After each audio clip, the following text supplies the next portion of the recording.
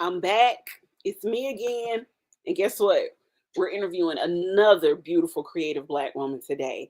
And in these series, this is a space where we celebrate stories, visionaries, and change makers who are using their voices to create, uplift, and disrupt industries. Today, we are honored to speak with Tiffany White, a filmmaker, a composer, and a wellness advocate whose work bridges the worlds of social impact, storytelling, and systematic change.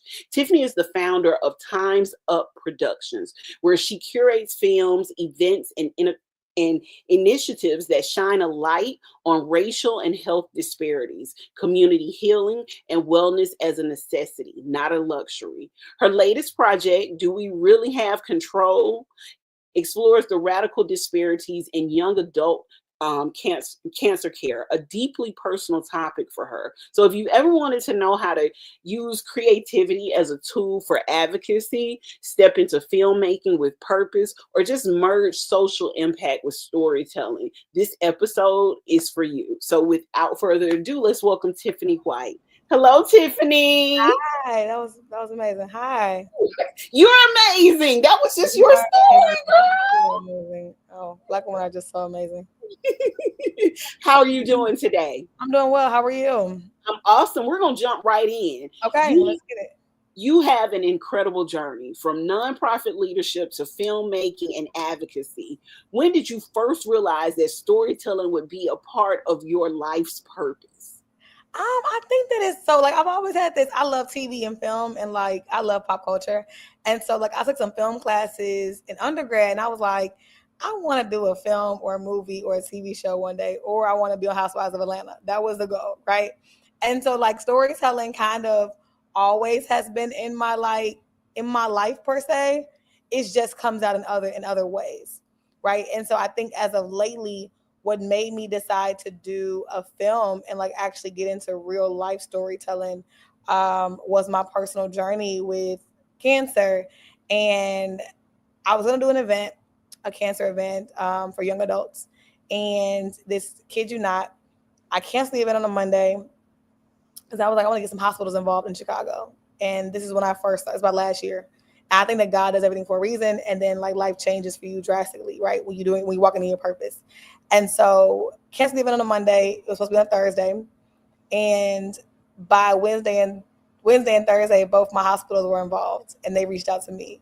And so it was like, okay, I gotta tell these stories. And it was about if I died tomorrow, what was my legacy? Right. And then like when you are a cancer survivor or chronic illnesses or mental illnesses, and as a therapist as well, like storytelling comes out in that as well, because I'm allowing my clients to tell their stories to me and allowing them to also shine light on whatever issues that they're facing and my own issues. Right. And so um, the documentary came about, and I was like, I have to talk about what it is like being a young adult and having cancer, and like the complexities of being a caregiver or um, being a survivor or a patient. One of my cast members recently just passed away from cancer, and so yeah, I was like, this just it makes sense. Like it has been this very seamless, very hard but very seamless transition into filmmaking and telling these stories.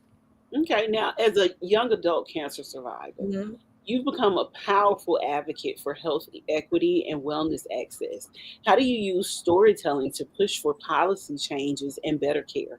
So that is something that like we're working on as we speak. I just actually launched a foundation called the Nicole's House Foundation. My aunt died at 27 of a heart attack. I was 18, she was 27.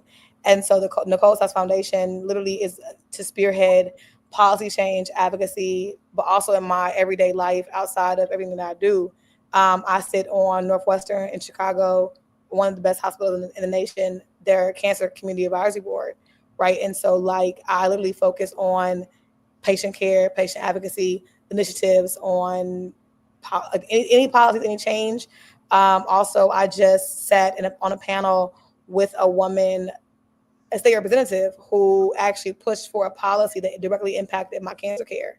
And so continuously having these conversations and like um, I have a degree in public administration as well and public policy. And so the next journey in my life is to make sure that we are also protecting disabilities and protecting people that have cancer and like women, of course, and Black people, especially in healthcare, making sure we Mhm. are always taking care of them and us, really. Yes. Now, your work spans mental health, social justice, and healthcare reform. How do you see the intersection of these issues in the Black community? Because Black people don't talk, we don't talk about it, right? We don't talk about it. No, Talk we about don't. we don't talk about anything. When I got into mental health, nobody talked about it, right? Nobody. It's still a stigma. It's still a very much a stigma about mental health. And then when you get sick, I found out that such and such had cancer in the family, and this person had was sick, and nobody told me, right? And so this topic of like how do we connect all of them is that like we're having these conversations, and Black people don't have these, and I don't want to say all Black people, but like certain socioeconomic status is they don't have the same level of knowledge and education that someone else. I have a privilege because I have Yeah. two master's degrees, a bachelor's degree. My family, I come from a military family, so like I grew up overseas, right? So I have all these different spectrums of privilege, but like someone else doesn't have that same access, and Right. so yeah, mental health, wellness, all those things connect because when we see the alarming rates of like people getting diagnosed with cancer or diabetes, multiple sclerosis, lupus, that stems from us not having these direct conversations and us not making change. And like, how does someone see someone like themselves and be able to like, start a new journey, start a new chapter? Okay. Now, you founded Times Up Productions to create films and in initiatives that Mhm. drive change. What was the turning point that made you say, I'm starting this company? I think it's so crazy. I was like, gonna do some events for originally Times Up was supposed to be doing all events. That was what it was about, right? And I think that like that's the thing about life is that it takes you on this journey, this path. Like you go from here to here and you change your mission. And like so I was gonna do events. I was like, I'm gonna do events because I throw events all the time and I just never get the credit for it or whatever, right? And then I think that when cancer came, this idea that time is often borrowed, stolen, or lost. And it comes from mental health, right? Like trauma rewires your brain every single time and you lose parts of yourself. And so Time's Up literally stems from this idea that like we really don't have a lot of time in life. And Hmm. that like time is not something that's the only thing that we can control actually is our time. And but it's often sometimes it's taken from us. And so um Time's Up, that's the name of it because like in a lot of my life, not just cancer is one part of it, but a lot of moments in my life where my time was stolen from me. Yeah, And I want to be able to give these moments and give these just if it's a little bit of the little bit of an hourglass, a little bit of a time to someone else, I want to be able to do that. I love that. I love that. Now, your documentary, Do We Really Have Control, Mhm. explores racial disparities in young adult cancer care. What has the journey of creating that been like? And it explores like so much more than like so like I have like it explores like what it is like being black, being a woman, being Latino, also really being young too, right? The journey of being a filmmaker has been so hard, and I will never tell anyone that that is the it's absolute truth because it costs money to make a film, right? So Hmm. self-funding a documentary where we're paying for studio spaces, where I'm paying for, like when you want to do film, now you have to have all this equipment and like you got to have microphones, and we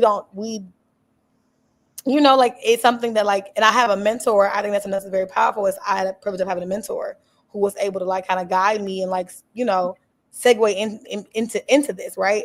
But like it has been very hard. It is not easy. I have to fund it. I gotta pay. I gotta have a lawyer. You got to make sure someone's not stealing your stuff. You got to send location agreements. You got to licensed music, and being a black woman, right? Because like I think that people don't talk about being a black woman entering spaces where it's dominantly like male dominated. That Hmm. too is a factor. And sometimes when you're new to the space, you're not taken seriously. I And was so just going to ask you that. Like, how has it been just navigating that space as a Black woman filmmaker? I think sometimes it's like a unicorn a little bit, especially because of the topic that I'm talking about, right? Like I don't look like I had cancer almost 2 years ago. I look just like this when I was sick, right? I have like an invisible disability, I call it. And so telling someone that like I'm a filmmaker, I feel like I don't get taken seriously sometimes because they're like, well, you don't look like you are a filmmaker. And I'm like, I've spent an entire year filming, doing a documentary, getting everything Mhm. together just to get to a point of doing production, right? To like even start editing and like my producers are talking, having the conversations about what does this look like. And so it's been a challenge. But I think that what I did well in is that like I didn't jump into it. I jump into everything I do. I don't second guess anything. If it fails, it fails. But like I jumped into it, but I also learned as I am going through it. So like one of Yeah, my next goals is to get like if I get a master's in film from NYU or like a certificate from NYU, that is like one of my goals because I always want to be educated and knowledgeable of everything that in I'm the doing. area. I know Yeah. that's right. Go I don't, ahead, Black yeah, woman. I don't believe in that. I don't believe Beyonce did Renaissance and she was like, someone asked about a camera lens or something like that, and she was like, the man told her it didn't exist. So I get on Google and she found it. And so I'm like, Yeah, okay, I'll be knowledgeable about everything I want to do. I don't want to. You can't tell me anything that's I don't know about. yeah, yeah, yeah. I love it. I love it. Now, as a composer and filmmaker, how do you merge music, visuals, and storytelling, create emotionally compelling projects? So I am actually composing my first song, and that is really like it's really surreal. Um, so the title actually stems from this band called Butcher Brown, and they have a song called "I Can Say to You." It's the theme music for the documentary, and in the song, the one of the band members who wrote it, his mother died of cancer. That's why he wrote the song, Mhm. and so the band member produced a soundtrack for me, like a song for me, an instrumental. I have a friend that does amazing poetry, and so I was like, when I was doing a documentary, we were scoring the film, and I was like, I need something that like I didn't know I'm one of the people. If I don't know something or if I don't have a feeling, I'm a very feelings person, right? And I was like, I need something original for this documentary. I need something that is like of ours, of mine. And so like her piece and the music and the sound engineer and being in the space of like creating my own, everything is my own, right? Like, Yeah, and so it's kind of surreal, I will say, like, and I'm also one of those people too, where it's like if something is overwhelming, we take a break on it. Like, we're gonna come back to it, and that kind of what happened a little bit too. And I'm like, let's just come back to it when we have. You got to be in a mental space to like take on all these projects at one time and figure out what your time looks like. yeah. Time, of course, but like, yeah, it's been surreal to be able to say I have a song that is like, I am an executive producer for a soundtrack. It's crazy. Kudos to you. Now, what's been the most rewarding part of seeing your documentary and your advocacy work reach audiences? I had this thought, like I remember my mentor told me, he said, what is your metrics of success? Right? Like, is it money? Is it whatever it is? And I was like, no, it's never money. And I was like, it's to inspire people. And this was like almost a year ago. And he was like, well, you're already doing that. And so I think that like people see something in me that I don't see in myself. Hmm. And so I think that is the most inspiring. It's like seeing my work even on TV yesterday was kind of surreal because I was like, wait a minute, like this is like a thing. But the most humbling part is that like I don't see myself the way people see me, and I I don't think always we want as to. Black women see ourselves in. Yeah, Yeah. you shrink yourself, and you Yeah. like and We're told to not shine so bright, not be so emotional. So I think as a collective, we do things to sort of make ourselves a little bit more hidden, a little bit more demure, and we don't really shine as brightly or see ourselves in the way that the rest of the world sees us. right. And so to be in this space now where it's like everybody wants to see me and like, you want to see documentary and it's like, but also the documentary point of like, I don't want it to come out until it's like I feel like it's ready. Like I spent a year filming, time, money with my director for the videography and all my team. And so it was like, but to see it a little bit on TV yesterday, I was like, or people come up to me and like they're like, you inspire me. People that I'm inspired by are like, you inspire me. And I was like, wait a minute, like that's too much. That's too much. Like you're doing too much now. Like I can't That's inspire you so because you're wonderful. I can't. Yes, listen, you inspire, listen, you, even with famous people, you can inspire anybody, regardless of, what their status is, especially with the work that you're doing. So you need to give yourself kudos for that, girl. Now, your annual event, Raise Your Glass, celebrates Black women in wellness who often go unrecognized. Why is it important for you to create this space? So actually, we started Raise Your Glass last year. Last year's theme was breaking barriers. So it was women. We honored all the women, Stephanie Coleman in Chicago. We honored Tonika Johnson. She's a very famous social justice artist, really globally. She had an exhibit in Paris. We honored women every year in different theme. This year's theme is wellness, mental health, and physical health, right? And not only is it because it's close to my heart, but it's actually my second year cancerversary. And so of me beating cancer. And so I wanted this year's theme to reflect where I'm at in life and also to commemorate I never wanted to celebrate my cancerversary or me.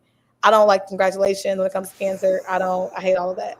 And so to be able to have a moment where we're having an event, we're honoring women, we call them the unsung heroes because they are women that like, it's not just their job, it's their life. It's their life's work.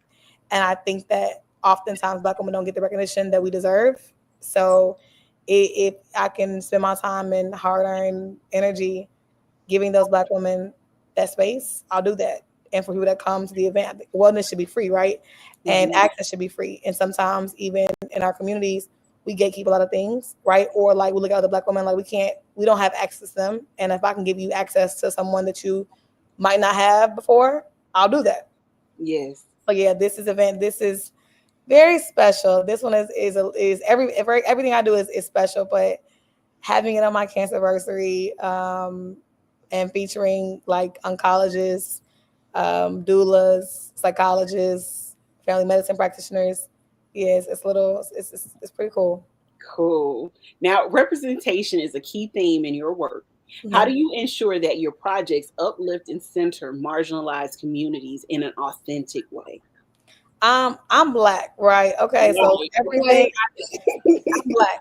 Okay, and I'm Black with privileges that other people don't have, and I have to acknowledge those privileges, right? So like growing up overseas, I have a wide variety of like what life looks like, and so I want to make sure that the stories or the spaces or the events or whatever I'm a part of, we're honoring every single part of the Black experience because the Black experience isn't just one thing. And so like even with the documentary, for example, it's a spectrum of all types of women on the documentary. It's not just about women, but like we're honoring the experiences of us in the most authentic way for me is like letting people be who they are, letting them be themselves. And I think that to your point earlier, Black women, we get told not to be ourselves. And so I want to make sure that Black women get to be themselves. They get to be who they are. I love big hair, so I get to be having big hair, and I want to, inspire other women to be like, I'm myself, regardless. Yes, I'm with you on that. Now, Black women are often expected to prioritize survival over creativity and rest. What advice do you have for Black women who feel they don't have the time or the space to explore their creativity? Funny story, I actually became creative when I lost my job. When I had lost my job because my old job violated my HIPAA.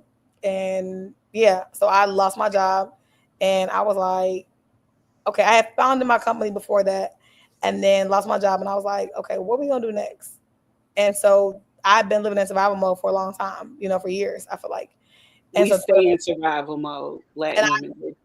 it's never it's like a cape, it's like a luggage we got on us all times. It's like survival. I had that conversation the other day. I said part of the reason I'm actually moving out of the country is to get out of survival mode. Where you moving?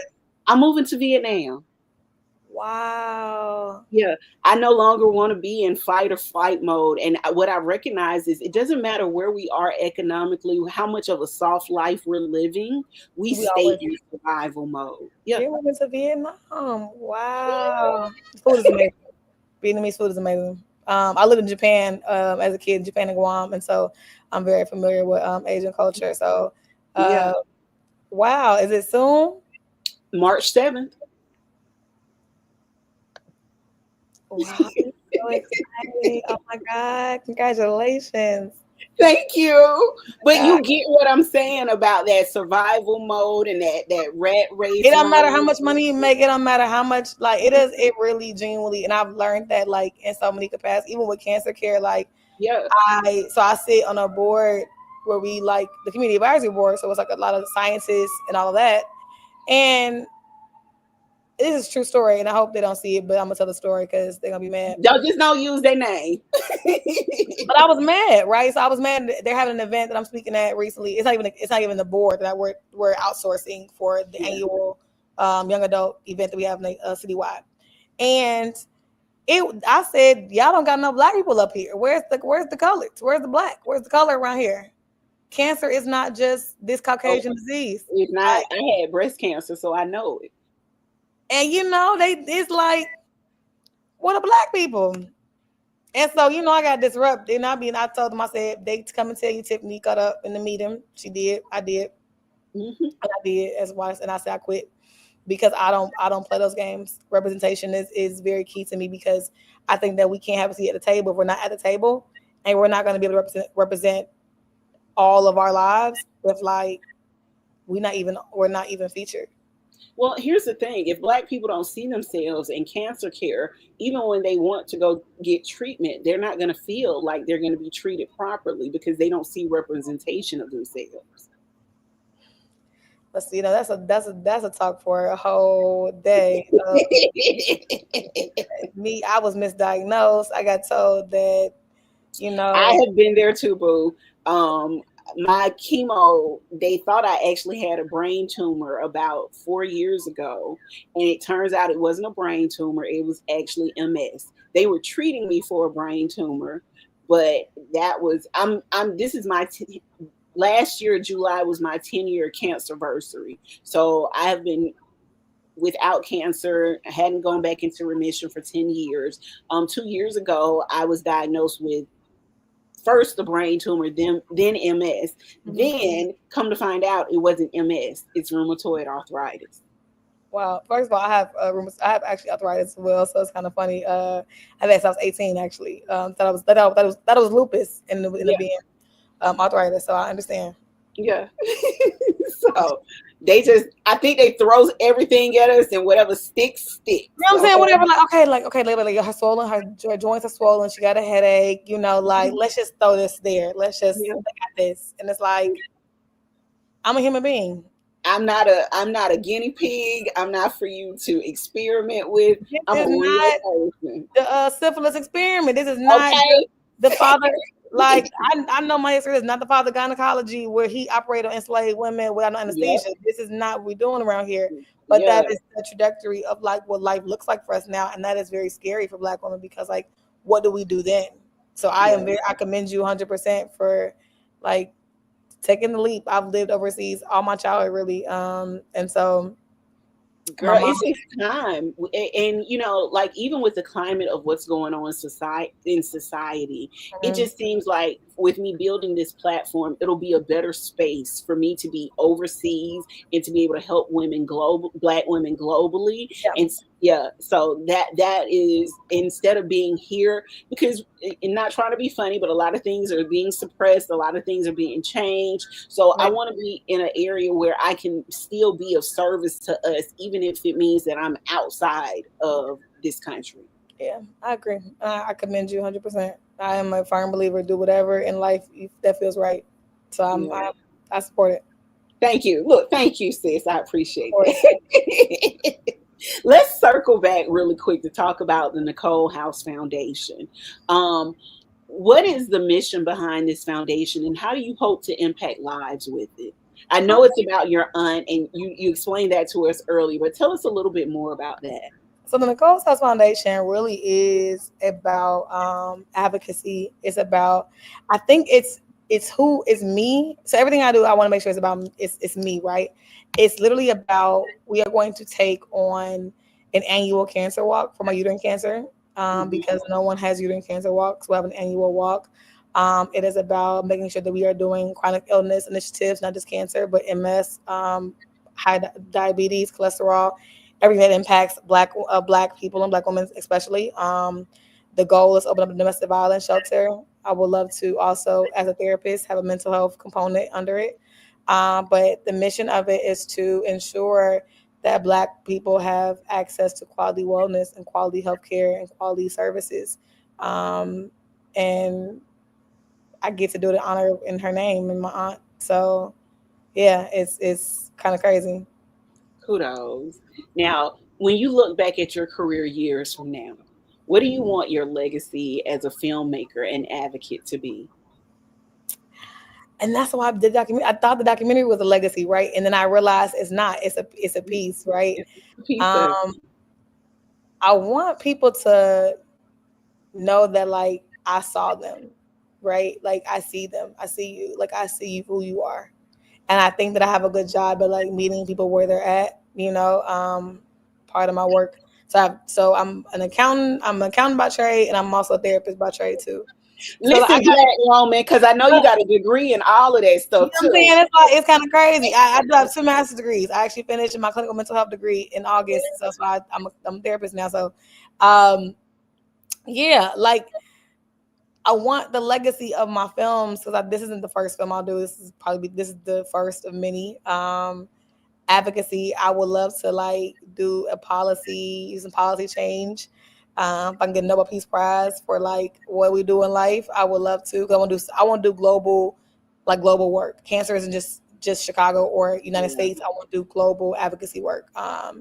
Like I want to do even my Raise Your Glass event. I want it to be nationwide eventually. So like this work that I do now, looking back on it in 10 years, hoping I'm on an island somewhere thinking about it. And 'cause I do not plan on working for forever.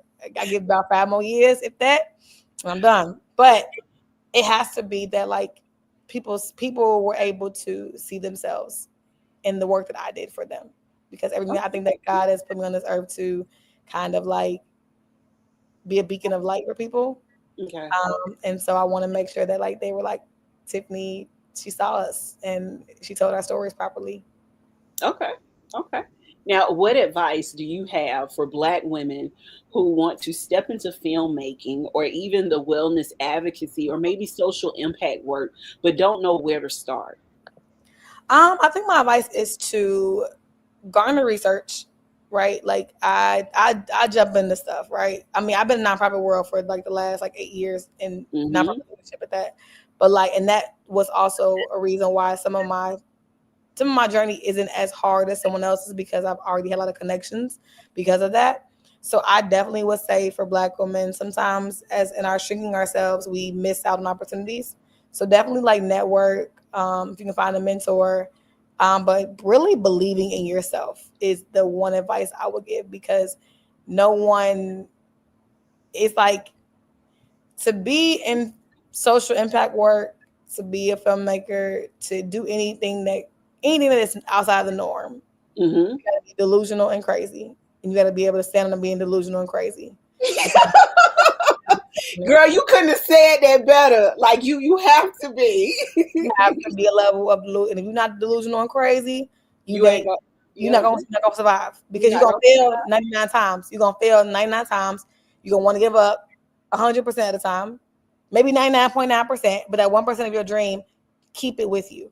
Yes. Keep whatever that 1% is, and don't let no one take it from you. Because I think in the Black community as well, sometimes we are our own worst critic, right? I Like was gonna say it come from inside the house most of the time. it come from inside the house. Like it's like we'll be like, oh, that's not right, or that's you're not gonna succeed in that. And my family has been my mom is super supportive, but like you know, it was difficult even like her understanding the work that I do. Like, Yeah. so um that 1% of your dream that you have, stick with it, have discipline. You're gonna have to give up a lot of stuff. People don't realize when you embark on creative journeys, you give up so much to do this work, right? And you Yes. also in storytelling or advocacy, learn what your boundaries are. This is my mental health talking. Learn what your boundaries are, what you're willing to share, what you're willing to not share.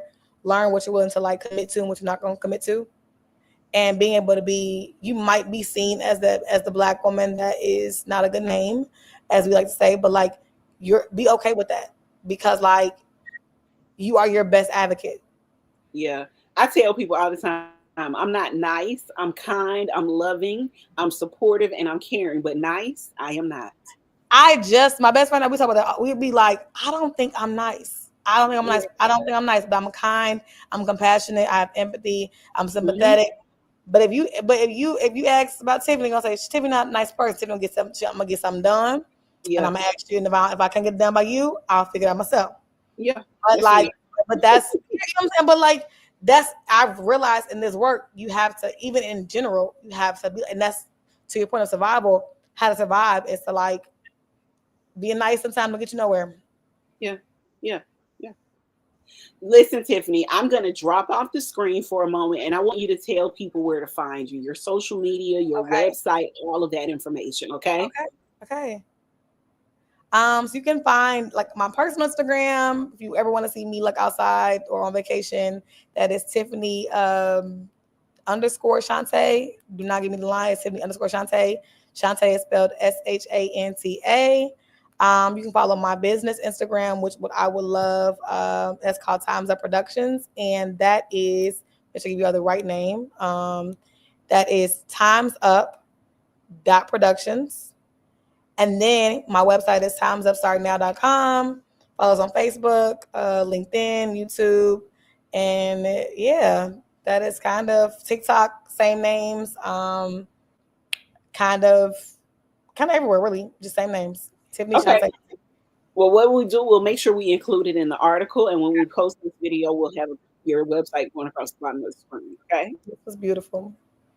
So, Tiffany, I want to say thank you so much for allowing us to interview you and share with our audience. I really appreciate it. No, thank you. This is beautiful. You are doing amazing work. You are Thank amazing. you. Listen, I'm going. We're gonna talk. I know we can't talk after the show because you got something to do, Yeah, but if you got like, if you got my number, I got your number. yeah, I'm gonna just text me, email me. Yeah.